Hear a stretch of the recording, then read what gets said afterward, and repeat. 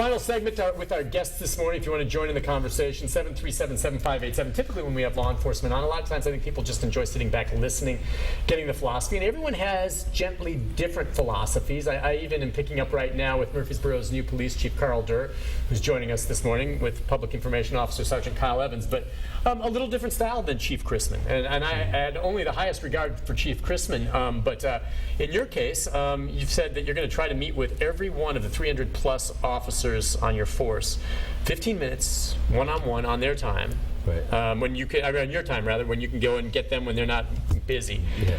And is that for morale? Is that for you to get an idea of what they're about and for them to get to know you? But it's just not the officers; it's the officers and every civilian in there. Okay, all the staff. Yeah, everybody, Okay. and even Alvin Baird. even Alvin. Darn right. Alvin's he's already been in my office. I'm an Alvin fan. Okay. I like Alvin. All right. So the thing is to create that relationship, because it's all about trust. I'm the new person in there, and Okay. so I have an open door policy. So for them to get to the open door policy and start that discussion, it's that starting that relationship, that first 15 minutes to discuss items that are important to them, that they see, and for me to share my expectations with them on what I expect of them as officers working on or in civilians working under my command. Can you give me, just, if you would, and I guess you've touched on some of it, what are your expectations? If you have an officer sitting there in front of you and and I guess it can be specific depending on what that officer or civilian does, but what are your expectations? Well, my expectations is treat everybody with dignity and respect all the time, Okay. to provide great customer service all the time, to have honesty, to be courageous, and courageous is defined as doing the right thing even if everybody else is doing the wrong thing. Right. And one of the most important things is to always ask for help. Seek out help. I mean, in the situation we talked about with the children, I didn't make decisions by myself. I was talking to other police chiefs throughout the country. I went to PERF, I went to IACP and had conversations about, give me your advice. Because we're only as good as making decisions, the information that comes into us. Right. And I mean, and you talked about Chief Anderson. Chief Anderson was wonderful to us and helping us work through that. So, but that's why I tell my officers, seek out help, seek out advice, and all those core principles. And if they do those things, I'm going to have their back, because they're acting in full disclosure what their job is supposed to entail, and they're acting with transparency. Yeah, and so you have, I know, a great team of assistant chiefs and all that, and I know there's layers, okay, and you have a lot to deal with at the top. But does that mean an open door policy? I have an open door policy for everybody. For real? For real.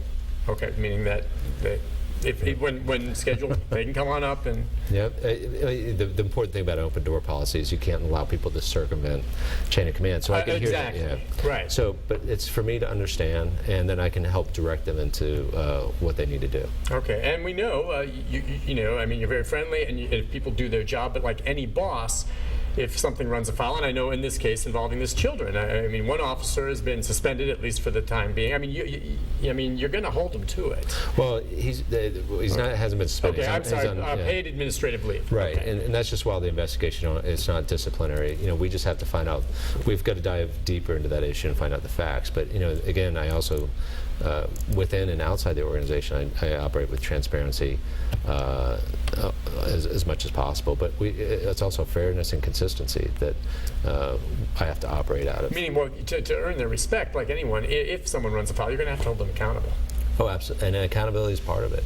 Yeah. And you know what? And I am accountable to the city manager, and I'm accountable to the community. Right. For things that not only I control, but what happens underneath me. So the accountability has to get pushed downward. And I also manage by walking around. I get out of my office, I go amongst and find out what's going on. Yeah, that's what I've heard, that you will sometimes now just show, and you wonder if that's just because you're new and you're trying to get your feet wet, or if that's something that 3 years from now when you're sitting here with me and we're talking again, you're still doing that, which I assume you probably will, but you'll show up into meetings, or you'll be out at the scene at something. Right. Yeah, and I call it inspecting what you expect, and I've done that. I've done that my whole career in command, and that's what I was trained to do. And it's following up just to make sure people are doing their jobs. And I expect that my boss is going to check up to make sure I'm doing my job. And it's a system of accountability, because ultimately we are being paid by the taxpayers to put an honest day's worth of work, and then we're doing what we're saying we're doing. You know, we talk about you coming on a program like this, and you'll always be welcome. The stuff you do on the news and the things that Kyle puts together, but National Night Out Against Crime, that's every summer, isn't it? Or something? That's just one where, it's a nationwide thing.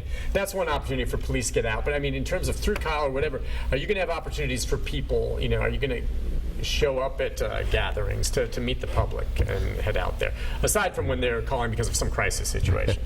Yeah, and that I will be engaging with the public to hear what they also have to say. I mean, right now this time period, I'm trying to look externally, but also right now focus internally, because this is the thing. But yeah, I'll be out. 6 weeks. Yeah, like you said, it's been a year though. Yeah. But yeah, I think engaging with the public and having an understanding what they want, or whatever issues they have, or just to go out there and celebrate with them and have a good time. Maybe out 4th of July. What were you going to say, Kyle? Because I know there's a lot of opportunities to get out in the community. Well, he got to taste barbecue at good Tennessee barbecue at a recent event we had down at Canonsburg, and this weekend he was at Jazz Fest. And aside from those things, just in that informal setting, we're also going to set up some community meet and greet type situations where people can come and just get a chance to know their police chief and be part of where we're going in the future. And as you mentioned before, we've got a new building that's being constructed right now, and that's an exciting project for our community. Where that is again? It's the old Murfreesboro Medical Clinic on Highland Avenue, and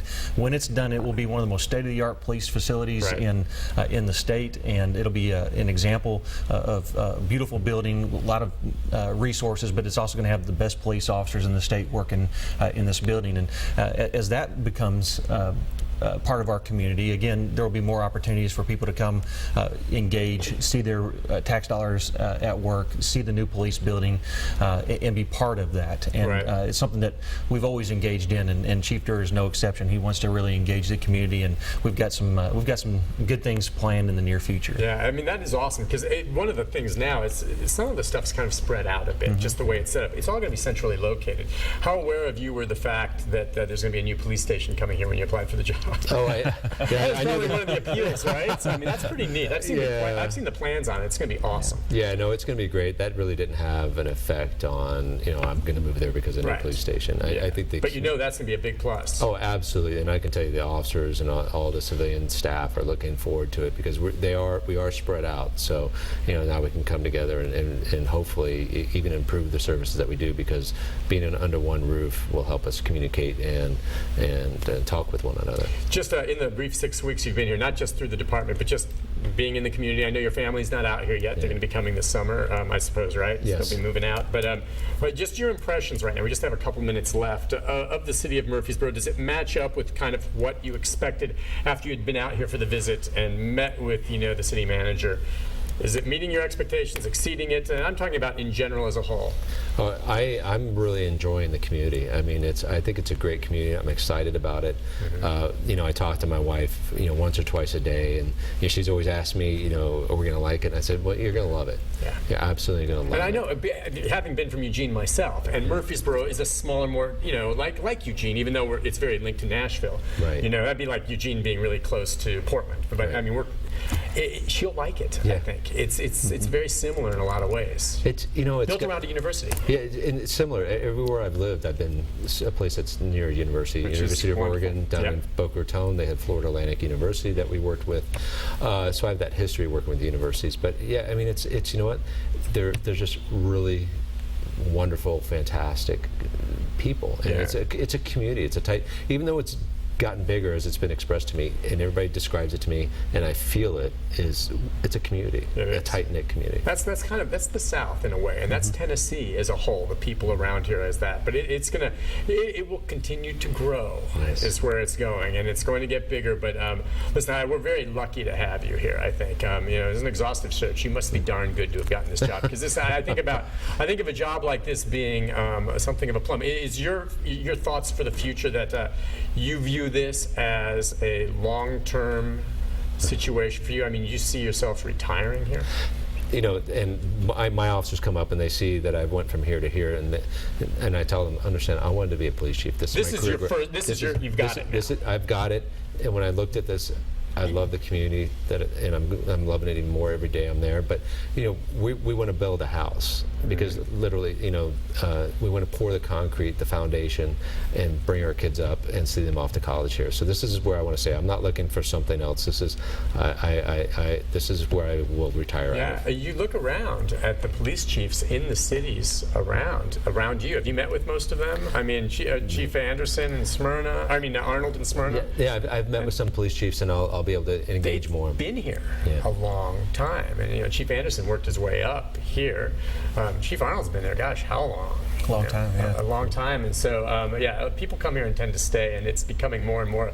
But like you said, you're kind of a bigger city person. Well, welcome to the big city. All right, I'll tell you what. Listen, Chief, Chief, thank you for coming on. It's a pleasure, and I hope we have a long relationship with you guys as well. We do a lot of stories, good and sometimes bad ones, out of Murfreesboro, and have a terrific relationship with Kyle Evans. But I always believe that there's a relationship there that is good to be fostered. Thank you for coming on today. Hey, it's my pleasure. Pleasure, and Kyle. As always. Thank you. Nice time. Very sharp. Listen, we'll take a break. I'll be back. Say goodbye to these fellas and have a programming note about tomorrow right after this. Stay with us, everyone.